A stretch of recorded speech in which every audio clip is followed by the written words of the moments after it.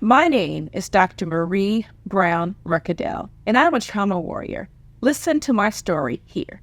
My earliest childhood memory was at the age of 7 years old, lying on the bathroom floor in my parents' home while my older brother molested me. I knew that what was happening in the bathroom was wrong, but I didn't really feel like I had a voice. In the midst of what was happening to me in the bathroom on a very regular basis, my parents were engaged in their own level of dysfunction. There was some domestic violence, there was infidelity, there were issues with abuse with my dad drinking at that time. So my parents separated when I was somewhere around 8 or 9 years old, and my mom moved from the East Coast to the West Coast, and we were raised by my dad, which was an anomaly back in the 70s. I had 6 siblings, and so after my mom left, I also had a niece that was born, so my dad was taking care of all of us. And it was a very challenging time because aside from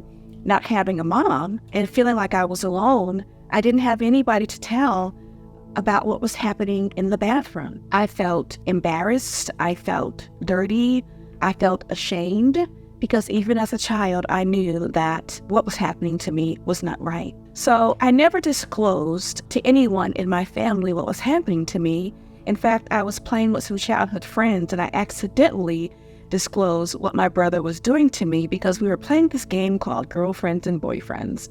And we liked to pretend that the Jackson Five, they were our boyfriends, and Jackie was my boyfriend. And so one of the young boys that was playing with us, he came over and he tried to kiss me. And I was like, I don't like that. Don't do that. My brother does that to me and he takes my clothes off. So it almost got so silent and people just kind of stopped and froze. And I just kept playing, I later realized that one of my friends went in and told her mom what was happening. And, we just continued to play. Later that afternoon, my dad came to pick me up and I was sitting outside on the porch waiting for him to come in because he had gone to speak to our friend, Miss Betty. So my dad came and sat beside me on the stairs and he asked me, has your brother been touching you? And I said, yes. And he said, well, how long has this been going on? And I said, since the second grade. And at that time, it had been happening to me between the ages of 7 and 10 years old. So it happened over a 3-year time span. And he was 10 years older than me. And so I was embarrassed, but I was also afraid. And I didn't talk to anyone else about it, not my other siblings or anyone else. It just happened on this day that I just happened to blurt out that my brother does this to me. So we left and we got in the car and I pretended to be asleep while I was sitting in the back seat. And my father and I never spoke about it again. And I didn't speak to any of my siblings about this either until I became an adult. So it was just something that I dealt with really in silence. Next day, my brother ended up leaving the house and I didn't know where he went. We never talked about him leaving. I just know that I was happy that he was gone. And I tried to go on, with the rest of my life. Keep in mind, I was already just kind of dealing with this internal angst and pain because my mom was gone. We were estranged from my mom. And that was very hard. A little girl needs her mom just like little boys, need their dad. And so during that period of that 3 years where my brother was gone, I started to feel a sense of comfort, but at the same time, no one ever spoke to me about the abuse. In the Black community, there's a mantra that what happens in the household stays in the household. So fast forward to, one day, 3 years later, my older brother comes back to the house. No explanation, no conversation. My dad never said anything to me. Now, I think that my dad just did not know what to do. So when my brother came back, I think that my dad made the assumption that he wouldn't try to do anything to me anymore. But of course, that was incorrect. He tried, and I was older then, so I said, listen, leave me alone. If you don't leave me alone, I'm going to tell. So he didn't bother me again. But however, my sense of safety was gone. It was shattered. Once he came back to the house, I started to feel even more isolated. I didn't feel safe. I was tiptoeing around the house. And so I figured I've got to do something to get out of the house. I'm 14 years old. I decided that I was going to be a candy striper. at the local hospital. And I really loved that. I really thought that I wanted to be a nurse when I grew older. But one particular day I was working at the front desk and a young man came in. And this was a young man that I went to school with, but we didn't know each other. I liked him a lot. I didn't tell my dad about a boyfriend because I was too young to have a boyfriend. But later on, I started manipulating my schedule so that I could go and spend time with my boyfriend. And then I would probably add 2 or 3 hours onto my shift and then have my family come to pick me up afterwards. But what happened was I started having unprotected at the age of 14 with this young man. And then, of course, as naturally happened, I found out that I was pregnant. I didn't know how I was going to hide being pregnant. I turned the water on in the bathroom every morning so that you couldn't hear me throwing up. I started to wear a little bit baggy clothes, and I felt invisible in my household to an extent anyway, so no one really noticed what was going on with me because everyone really was trying to live their own life and get through their own trauma. We all were dealing with the very exact same things. But one day, I was in English class taking a test, and I got a message that my sister wanted to see me at the office. Now, my older sister was 9 years older than me, and she was the de facto mother of the family after my mother left. So as I walked down the hallway, she has a stern look on her face. And if you're Black and you have a Black mom, you know what that look is. So she looked at me and she said, "Melanie, are you pregnant?" So I paused and I'm thinking in my head, how did she find out? Who told her? But instead I nodded yes. She said, "We'll deal with this when you get home." When I got home, there had already been a conversation between my sister, my dad, and my mom, who was now reconnected with the family, though still living on the West Coast. And there was a decision made that I was going to have an abortion. Devastating. My sister takes me to the appointment and drops me off. I go into the waiting room and I'm waiting for the doctor to come in. And I feel this sense of trepidation. But that trepidation turned into excitement because he told me that I was too far along to have an abortion. So there was this relief. When my sister came and he explained to her that I was too far along to have an abortion, he also told her that there was a procedure that they could do, but I would have to be hospitalized. I was sick to my stomach. This procedure required that I go through having an injection in my stomach to induce labor.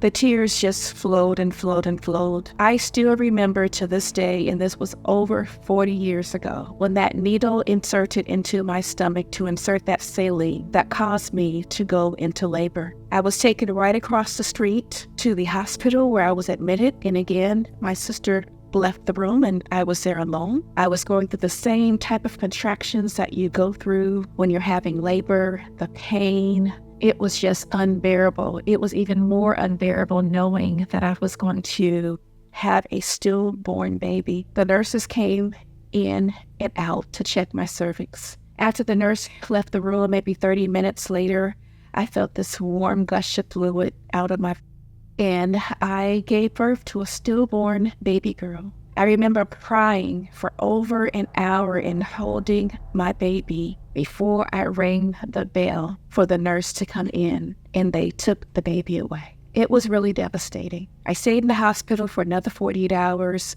went home. It was as if life was normal. No one ever had a conversation with me about it again. And I just continued to slip through my life. Now, at this time, my mom asked if I could come and live with her. She had been continuously asking this over the years, and my dad's answer was no. But I think this time he said she probably needs to go, had just gone through this abortion. I was acting out behaviorally. Although I was doing well in school, I was not doing well at home. I had a really bad attitude. I had gone through this trauma. I ended up getting engaged in a relationship with someone who I would later marry and have a child with during that marriage. Dropped out of college. I was 19 years old, married, not really understanding what marriage looked like, but I knew that getting married was eventually going to take me out of my mom's home and take me into another home. We were both young.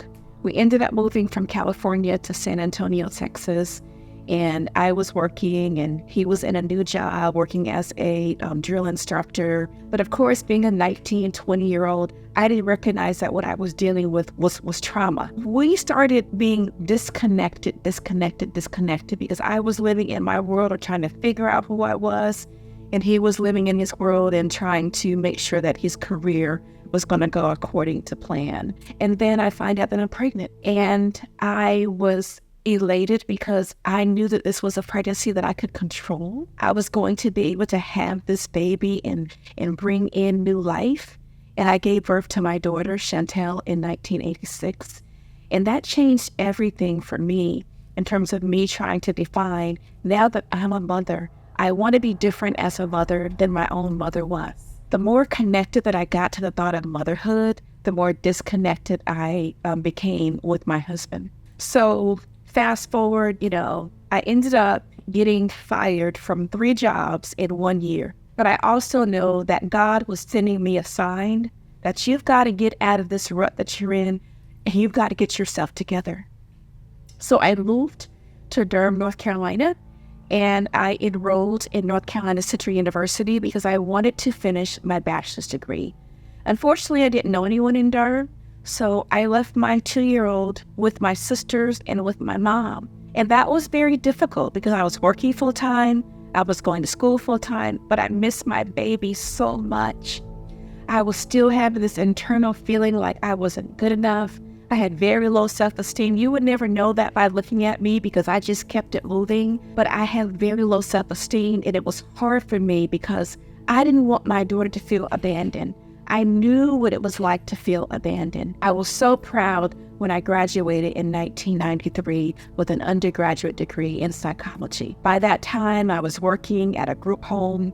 As soon as I got my degree, I got promoted to a position in leadership. I graduated in May. I brought my baby home in June, and I was very excited about that. I found a Boys and Girls Club, and I started to feel a little bit more complete. I knew that by helping others who have gone through similar experiences that I have, that I was really on the way to healing myself. So I started my career in working with individuals with behavioral health issues and developmental disabilities, some that also have substance abuse issues. I continued my education. I went on to study psychology at the graduate level at North Carolina Central University. I'm just going ahead with my life, trying to make the best of who I was. I was dating here and there, but nothing that was really serious. And then here comes along a young man that I met who was active duty in the Marine Corps. The relationship started off a little bit funky because, he was married but separated. And I said to him, I'm not going to go forth in a relationship with someone that's married. If you want to be in a relationship with me, I know that you guys have been separated for maybe a year and a half at that point. You're going to have to go ahead with the divorce because I can't do this. Eventually, that's what happened. And him and I, continued, to date and to get to know each other better. He lived 3 hours from me, which was perfect because that gave me the space and the time to really think, is this something that I want to be involved in? Because I had been divorced for nearly 10 years by this point after I met him. And I was really focused on getting myself together before I brought someone else into my life and into my daughter's life. And so we eventually did get married, and his career took us from North Carolina to Texas, where he was going to be working as a recruiter, which is probably one of the 2 hardest jobs in the military. One is being a drill instructor, 2 is being a recruiter. My husband was successful in his position, but think about this. I'm working long hours, he's working long hours. Not a lot of time for us together. We've gone through a lot of conflict. There's a lot of stressors that are associated with being a recruiter. That can make or break your career in the military. So he's doing his career, I'm doing my career. So guess what? That means we're not doing a lot of us, right? So we go through a lot of difficulties. I was super excited when we got orders to go to San Diego, California. I loved it. My daughter was also excited. That excitement turned to anger when my husband came to me and told me that he had an affair. And as a result of that, the girl he had an affair was now pregnant and was about to give birth to a child. I cannot even explain the indescribable pain that I dealt with in knowing that that child came into our lives, something that I never, ever expected to happen. And I was extremely devastated. My first reaction, that's it, I'm done. So, of course, we go back and forth. I stay in California initially while he moves, I stay in Texas initially while he moves on to his job in California. That was my original plan anyway, because I wanted my daughter to finish out the school year. But now I'm dealing with this issue. My husband has had an affair, and there is this baby. What am I going to do? I contacted a lawyer. I was going for it with a divorce. And my husband and I would talk, he apologized and all these explanations. And I'm telling, there is no explanation. I'm holding you responsible. I'm not even holding her responsible. So I ended up moving to California. I was able to land a position with the county of San Diego, working in community programs. At this time, I transitioned to working with adults with wellness, adults with behavioral health issues. And then as soon as I'm hitting my stride, boom, we get transferred to Louisiana. I go to Louisiana, and again, I land a position as a chief of staff with the Louisiana Department of Family and Children Services. So I'm doing really, really well in my career. So I go to a seminar that's talking about adverse childhood experiences, things that happen to children between the ages of 0 and 17. That really have an impact on what happens to you physiologically and psychologically as an adult.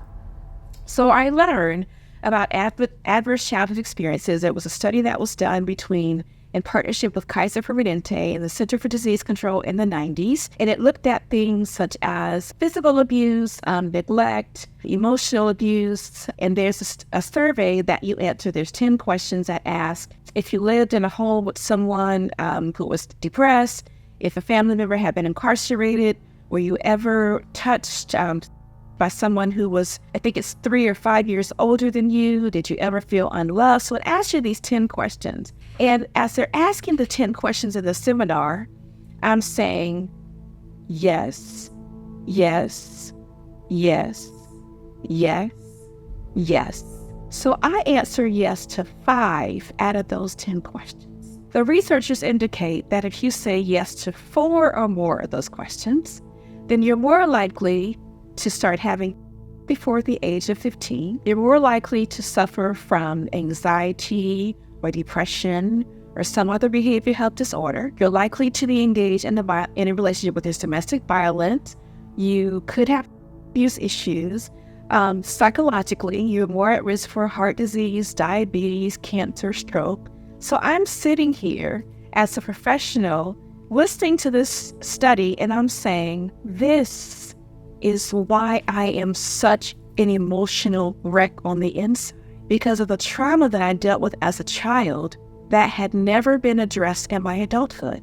And it was then that I decided that I needed to start telling my story. I needed to start the process of healing out loud without shame. And so one of the things that I did is I started doing motivational speaking. I had to seek out therapy. I had to come to grips with everything that happened to me, because how was I going to coach and mentor other women through their own issues if I was not going to address my own? I was never going to be able to do that. So that's a big part of why I wanted to tell my story, because I knew that my story could help other people. There are still a lot of days where I have to talk myself into doing certain things. I'm an exercise enthusiast, so I love to all things Peloton. I love running. I love biking. And these are the things that I do for myself to help my own mental health. My post-traumatic growth includes forgiving myself for what happened to me. My post-traumatic growth also includes forgiving people that hurt me, including my brother. The other thing that I do for myself is I affirm myself every single day. If you were to walk in my office, or if you were to look outside in my home, you would see that I have all of these positive affirmations about myself. I am strong. I am smart. I am confident. I am amazing. I am resilient. I am love. I am light. I am magical. Whatever those affirmations are for you, I advise you to get your own affirmations because you deserve to empower yourself so that you can be okay. When I wrote my book, Getting to My Enough, A Story of Faith, Resilience, and Survival, I had no idea how much that would heal me. It was so cathartic to be able to say, I am enough, and I am not what happened to me.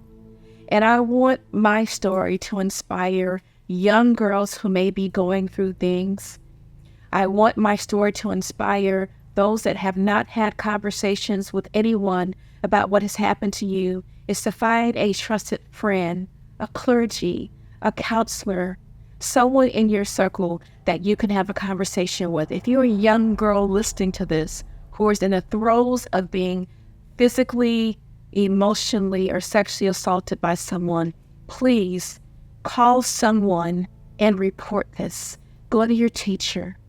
Go to your pastor. Call 911. Reach out to Child Protective Services because what's happening to you is not your fault, and you are more than enough.